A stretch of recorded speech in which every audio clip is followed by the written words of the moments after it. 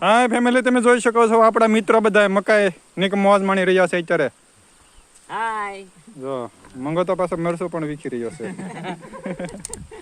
હા, વનાનત પાછો લીંબુનો સ્વાદ પણ જોશે ભેગો ભેગો. નીતિનના હાથમાં તો આને તો પાછા બહુ લીંબુ ભાવે, આને તો 2 એકારે ફાડા લઈ લીધા.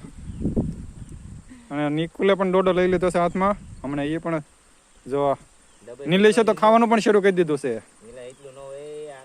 ભાવો પણ ખાવાનું શરૂ કરી દીધું છે. ભાઈ તે સાખ્યું મીઠું છે એમ કહો. ખારો છે આમાં વાસમાં લેતો મને ન ખબર. આ ખારો છે.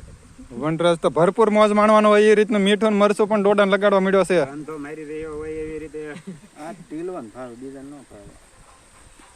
એ બિચારા કે આ કોઈ દી ટેકનિક મારી એટલે ખાવતું એને.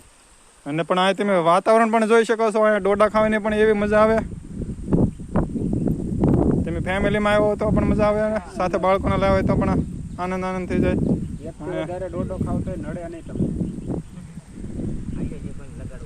તમે જોઈ શકો છો મકાઈ, અમેરિકન મકાઈ આપણે.